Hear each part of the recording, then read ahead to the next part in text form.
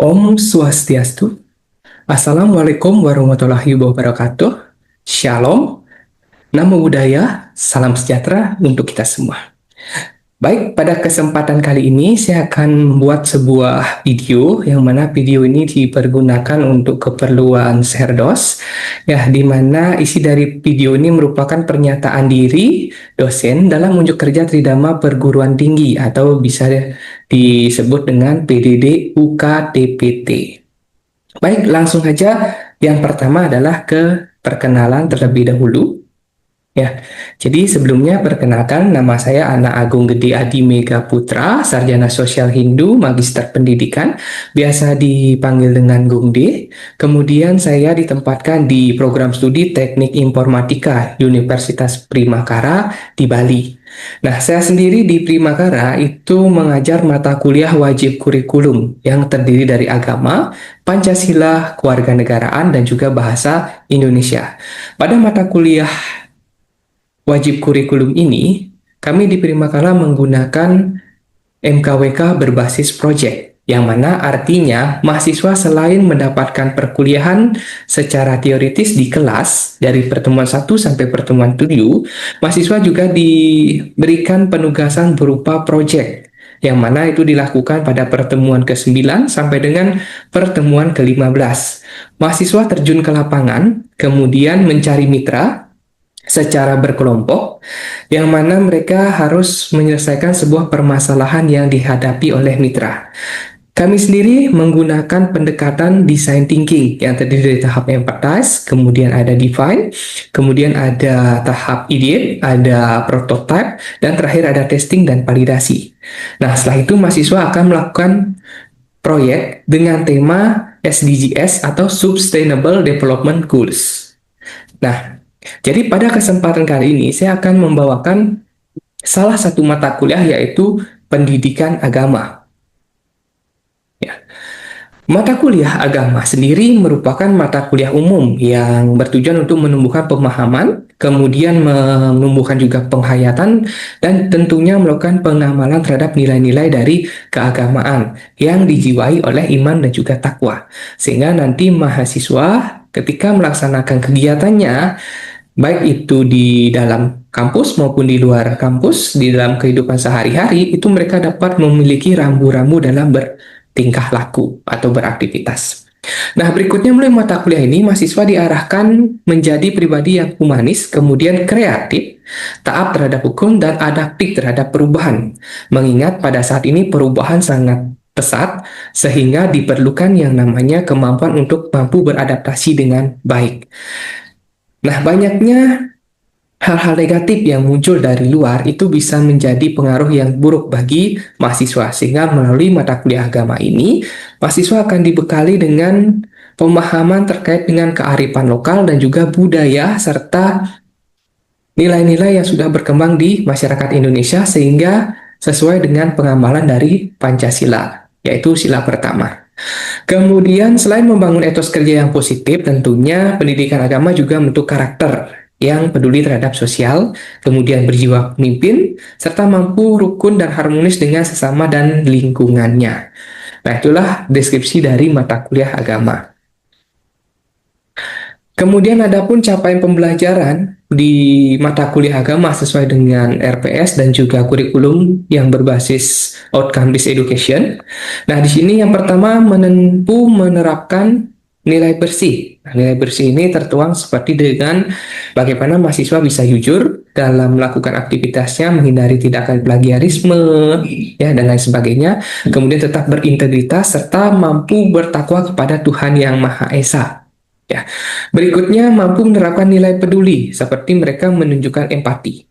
Nah, ini akan dilatih pada saat mahasiswa melakukan proyek secara langsung.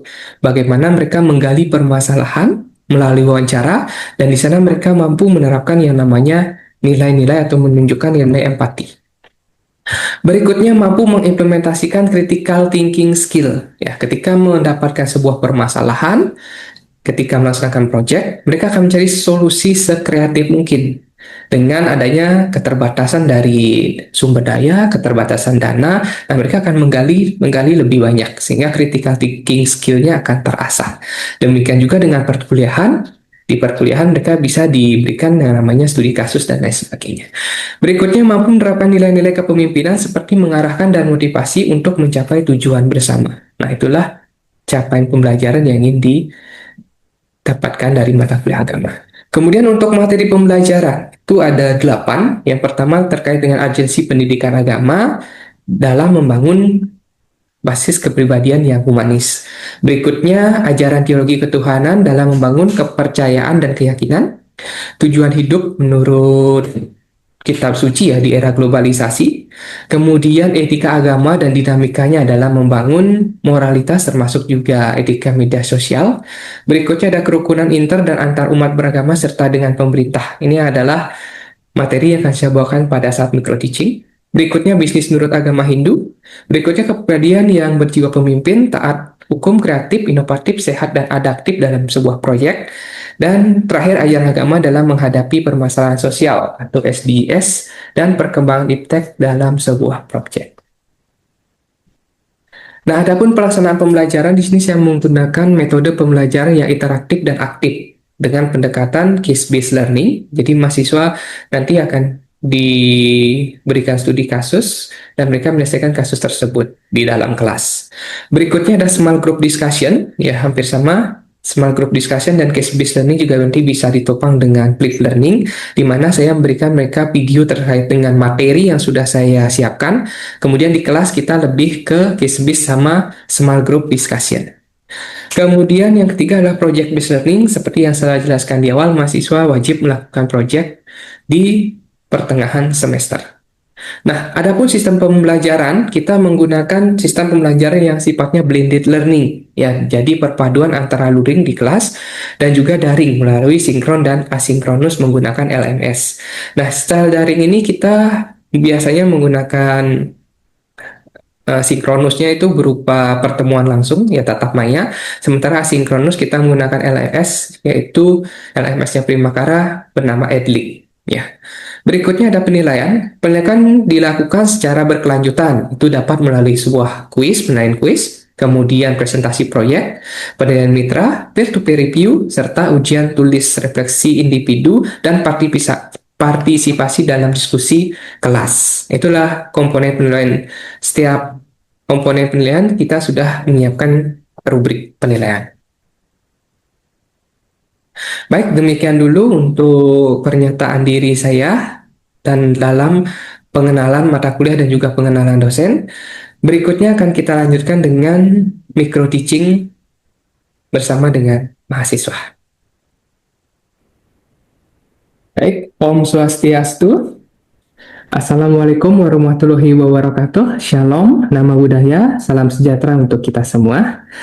Baik teman-teman mahasiswa, kita kembali berjumpa ya di mata kuliah agama, yang mana pada kesempatan kali ini kita akan melanjutkan materi kita, yaitu tentang kerukunan inter dan antar umat beragama serta antar umat beragama dengan pemerintah, yang mana di sini akan kita kaitkan dengan salah satu ajaran kearifan lokal yang ada di Bali, yaitu Trihita Karana atau biasa dikenal dengan nama THK, ya. Nah, sebelumnya kita sudah cukup banyak belajar ya tentang materi. Masih ada yang ingat materi minggu lalu terkait dengan apa? Boleh raise hand? Saya, Pak. Oke, Krisna, silahkan. Jadi untuk materi minggu lalu itu adalah materi bertentangan etika menurut agama, termasuk etika di media sosial. Oke, Gitu, Pak. Ya, terima kasih Krisna sudah menjawab, betul ya. Jadi saya harap teman-teman nanti bisa mengingat kembali materi sebelumnya sehingga nanti bisa diterapkan ketika bertemu dengan seseorang, baik itu dalam kehidupan sosial maupun di sosial media tentunya. Oke, kita langsung aja teman-teman ke slide berikutnya. Ya, kenapa sih kita penting ya belajar tentang kerukunan inter dan juga antar umat beragama ini? Itu disebabkan adanya beberapa hal. Ya, di sini yang pertama eksklusivisme. Ya, jadi itu adalah sebuah sikap di mana suatu kelompok itu hanya mementingkan kelompoknya saja. Jadi in group dia ya, dan tidak menganggap adanya kekuatan dari luar kelompoknya. Jadi menganggap bahwa apapun yang ada di dalam kelompoknya itu adalah sesuatu yang benar dan mutlak gitu. Jadi di luar kelompoknya itu dianggap tidak benar atau tidak valid ya. Kemudian berikutnya ada puritanisasi agama. Nah, jadi di sini merupakan suatu bentuk kelompok tertentu ya yang ingin memurnikan agamanya dari pengaruh unsur luar yang bukan asaliah agamanya. Artinya misalnya ketika kita punya budaya, punya tradisi, ya, itu tidak bisa dikaitkan dengan agama. Nah, itu yang disebut dengan puritanisasi agama. Padahal budaya dan juga tradisi itu merupakan salah satu bentuk kearifan lokal peninggalan dari leluhur yang harus kita tetap lestarikan, ya, menjaga yang namanya salah satu bentuk kemajemukan kita di Indonesia. Nah, berikutnya ada dilema solidaritas. Ini merupakan sebuah permasalahan ya di dalam suatu pemeluk agama atau suatu kelompok gitu yang memasakkan kehendaknya agar dipercayai. Jadi, selain kepercayaan dari kelompoknya tersebut, itu tidak boleh ada kepercayaan lain. Nah, itu dipaksakan, itu namanya dilema solidaritas. Nah, berikutnya ada analisis satu sisi. Ini merupakan sebuah gejala yang sering kita lihat gitu ya di suatu masyarakat yang mana menilai suatu agama dari sudut pandangnya sendiri. Nah, contohnya misalnya kita menilai sebuah agama, anggaplah agama Buddha itu kita nilai dari sudut pandang agama yang lainnya, misalnya Katolik gitu. Nah, itu kan suatu hal yang memang jauh berbeda, sehingga itu tidak bisa kita pakai acuan untuk mengkritisi sebuah agama dari sudut pandang yang berbeda. Jadi ketika kita harus menilai suatu agama itu harus dilihat dari sudut pandang yang sama. Kalau teman-teman mau menilai yang namanya agama Kristen itu harus dari sudut pandang agama Kristen itu sendiri. Gitu ya. Nah, berikutnya ada dilema prasangka nih. Dilema prasangka ini sering terjadi karena adanya kasus Sarah. Oke, masih ada yang ingat Sarah itu apa aja? Boleh? Salah satu. Ya, Masih Japa. Pak. Ah, Ya, kalau tidak salah, Sara itu suku, agama, ras, dan antar golongan, Pak ya. Oke, betul sekali ya. Dari Java itu yang dikenal dengan SARA. Nah, itu yang menyebabkan beberapa kasus muncul di Indonesia ya, seperti Perang Sampit itu yang paling terkenal dulu. Nah, sehingga kalau yang berkaitan dengan agama juga ada ya, dan sebuah case-nya. Nah, ini menyebabkan seperti adanya isu seperti Islamisasi, Kristenisasi, Balinisasi, Juanisasi, dan lain sebagainya. Itu ya dilema prasangka. Nah, berikutnya ada kepentingan politik dan kekuasaan. Nah, ini adalah oknum-oknum yang tidak bertanggung jawab ya teman-teman, jadi menggunakan politik yang tidak sehat ya dan terkontaminasi oleh penonjolan kepentingan sesaat ya untuk mengakibatkan yang namanya disintegrasi, disharmoni untuk mencari yang namanya suara. Nah, dari sekian banyak urgensi dan alasan ini, maka penting juga kita di kedepannya untuk mempelajari kerukunan antar umat beragama, baik dengan sesama umat, kemudian antar umat beragama maupun dengan pemerintah. Ya. Nah, berikutnya kita akan bahas mengenai Trihita Karana. Ya, jadi Trihita Karana ini merupakan suatu kearifan lokal yang ada di Bali, yang mana ini juga sudah terkenal ya sampai ke dunia, ya, yang terdiri dari parahyangan. Jadi parahyangan ini adalah hubungan yang harmonis antara manusia dengan Tuhan.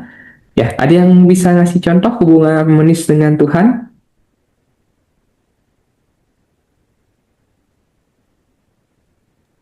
Saya Pak, Ya, silakan. contoh hubungan antara manusia dan juga Tuhan yaitu seperti rajin beribadah, terus membersihkan tempat-tempat suci dan juga mempelajari ajaran-ajaran agama. Oke, benar sekali ya. Itulah contoh dari parahyangan.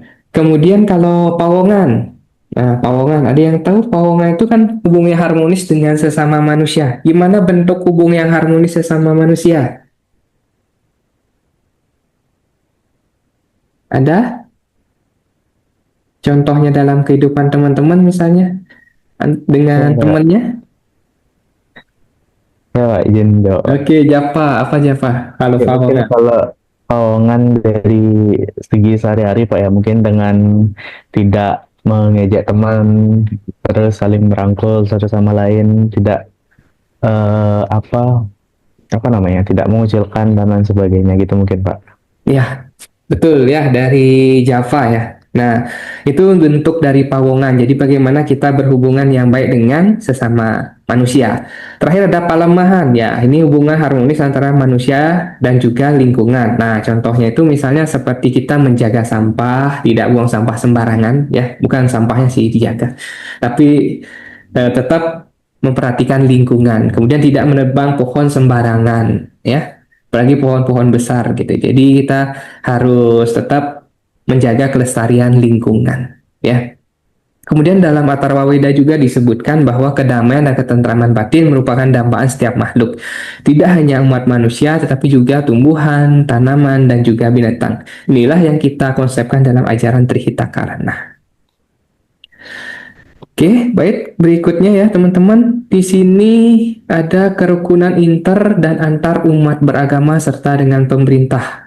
Ya, jadi kerukunan adalah jiwa atau roh dari persatuan dan kesatuan. Tidak ada persatuan dan kesatuan tanpa kerukunan. Ya, ini memang menjadi hal yang penting ya, teman-teman, untuk kita pahami. Karena kalau kita sudah rukun, ya, antara masyarakat gitu ya, paling tidak di keluarga dulu kita rukun, setelah di keluarga, di masyarakat kita rukun, kemudian di sekolah rukun. Nah, ini akan tercipta yang namanya kesatuan.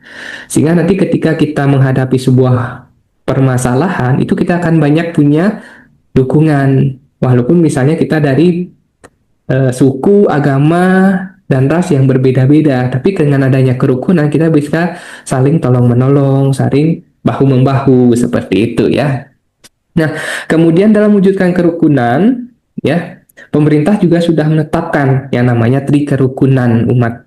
Ya, ada kerukunan inter umat beragama. Jadi inter itu antar umat dalam satu agama yang sama, itu rukun ya. Kemudian kerukunan antar umat beragama. Jadi karena kita bangsa Indonesia memiliki beberapa agama ya. Jadi antara agama yang satu dengan agama yang lain itu harus tetap rukun ya. Dan yang terakhir, kerukunan antara umat beragama dengan pemerintah. Nah, ini yang disebut dengan tri kerukunan umat beragama yang harus kita taati untuk menciptakan yang namanya persatuan tadi. Nah, kemudian dalam Atharva Weda 3 itu juga disebutkan, wahai umat manusia, bersatulah dan rukunlah kamu seperti menyatunya para dewata. Ya, Tuhan telah menganugerahkan hal yang sama kepadamu. Oleh karena itu, ciptakanlah persatuan antara kamu. Jadi, setiap agama pasti meminta kita untuk bersatu. Ya, kalau misalnya ada perpecahan itu disebabkan oleh misalnya salah tafsir terkait dengan agamanya, kemudian oknum-oknum yang tidak bertanggung jawab. Nah, itu penyebabnya. Padahal setiap agama kan itu mengajarkan yang namanya cinta kasih. Seperti itu. Nah, ini bentuk kerukunan umat beragama. Ya, Aulia, ada bisa bantu dibaca yang kerukunan inter umat beragama? Bisa, Aulia? Bisa, Pak. Oke, minta tolong ya. Silakan. Yang kerukunan inter umat beragama ya. Kerukunan inter umat beragama yaitu satu, menghargai perbedaan di internal agama, misalnya adanya aliran atau sekta atau aliran. Yang kedua, menciptakan suasana beragama yang kondusif sehingga bisa lebih mendalami dan menghayati ajaran dan amalan dari ajaran agama. Yang ketiga, mendalami dan mengimplementasikan ajaran agama masing-masing tanpa berburu-buru. Ya, itu ya teman-teman. Jadi kerukunan inter umat beragama. Ya, kita harus senantiasa menjaga hubungan yang harmonis ya sesama umat beragama. Nah, berikutnya nih ada kerukunan antar umat beragama. Ya, kalau Miha bisa bantu baca Miha? kerukunan antara umat beragama, tidak mencampuri urusan akidah atau dogma dan bahasa satu agama. Dua, menciptakan dialog dan kerjasama antara pemimpin majelis oleh keagamaan dalam rangka untuk membangun toleransi dan kerukunan antar umat beragama. Tiga, melaksanakan kerjasama dan gotong royong dalam menyukseskan suatu kegiatan. Empat, saling menghormati kepercayaan yang dianut. Iya, terima kasih Miha. Ya, itu ya teman-teman kerukunan antar umat beragama, di mana kita harus menjaga kerukunan kita dengan agama lainnya. Misalnya kalau contohnya di Bali gitu ya, memang kan sebagian besar agamanya Hindu. Namun ketika umat teman kita ada yang Muslim itu melakukan ibadah, gitu ya, ada kegiatan hari raya. Nah, umat Hindu di Bali juga ikut berpartisipasi menjaga keamanan, misalnya ada pecalang yang berjaga dan lain sebagainya. Itu adalah bentuk kita saling menghormati dan juga adanya sistem gotong royong. Kemudian yang terakhir kerukunan antar umat beragama dengan pemerintah. Oke, Deren bisa bantu baca Deren? Baik, Pak. Kerukunan antara umat beragama dan pemerintah. 1. Pemerintah menjamin tiap-tiap warga negara Indonesia untuk memeluk dan beribadah menurut ajaran agama masing-masing. Kedua, masyarakat bersinergi dengan pemerintah dalam menjaga keutuhan persatuan dan kesatuan bangsa. Yang ketiga, masyarakat memenuhi hak dan kewajiban sebagai warga negara, memelihara ketertiban beragama, menjalankan aturan yang berlaku sesuai undang-undang, dan taat membayar pajak. Iya, terima kasih Deren, bagus ya. Nah, jadi teman-teman, itu dia kerukunan antar umat beragama dengan pemerintah. Ya, jadi kita harus senantiasa menjalankan yang menjadi kewajiban, ya. Dan kemudian nanti kita akan mendapatkan hak-hak kita. Ya, salah satunya itu misalnya kita dijamin bebas memeluk keyakinan, ya, dan lain sebagainya. Kemudian kewajiban kita misalnya harus menaati perundang-undangan yang berlaku,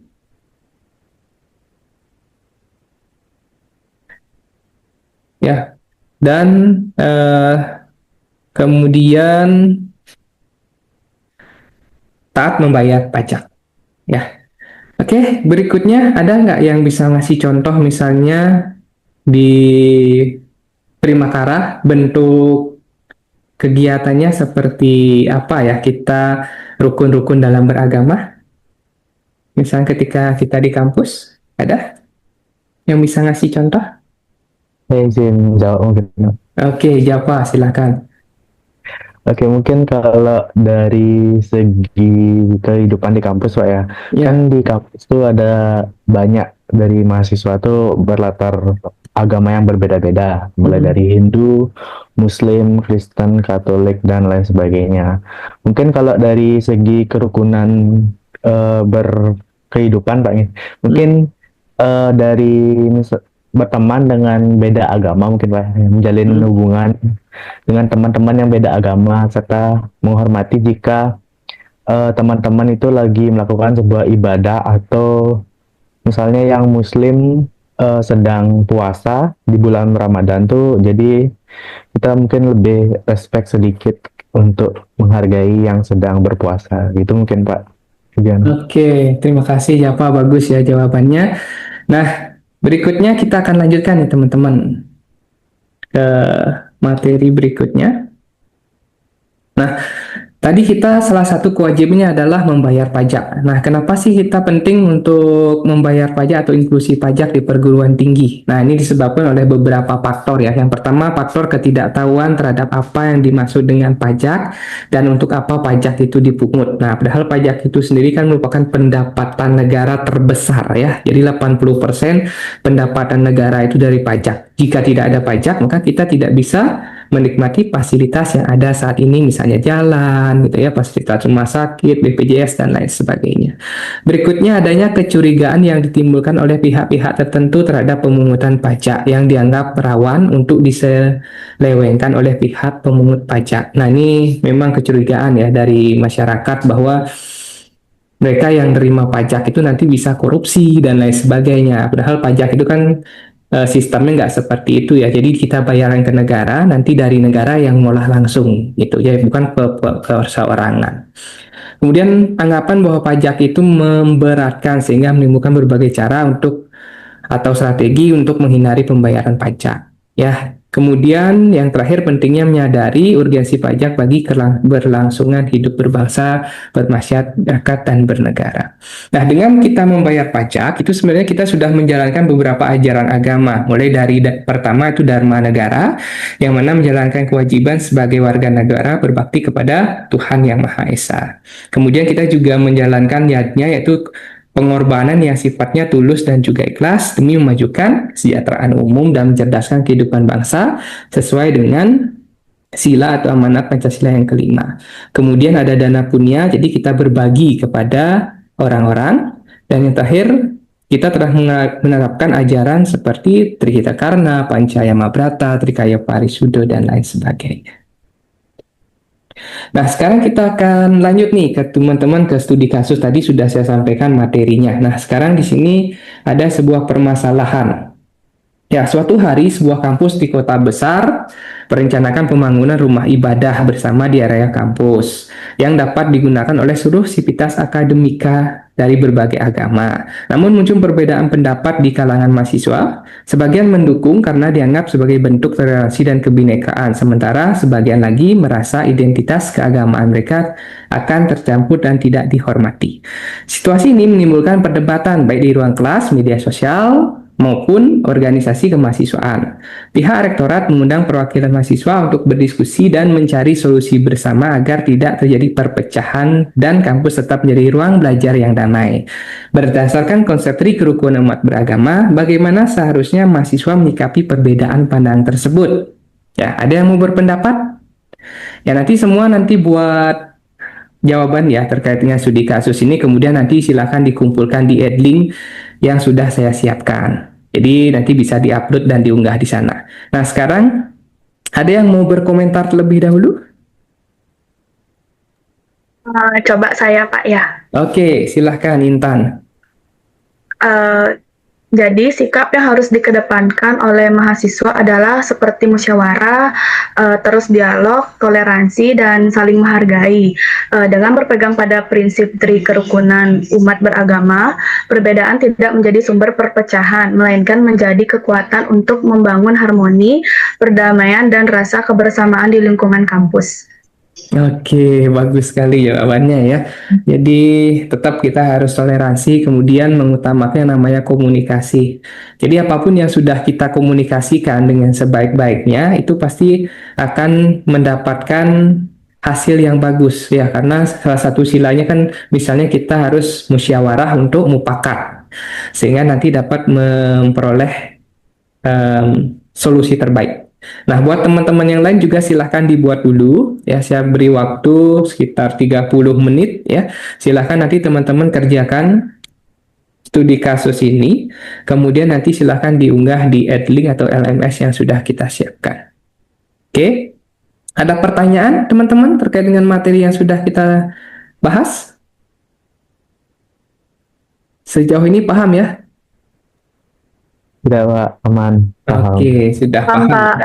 Oke, bagus ya. Nanti kalau ada hal-hal yang kurang dipahami, bisa lagi ditanyakan langsung ya di pertemuan kita berikutnya. Dan untuk perkuliahan hari ini saya rasa cukup dan kita akan lanjutkan penugasannya secara asinkronus ya. Silahkan teman-teman kerjakan di LMS.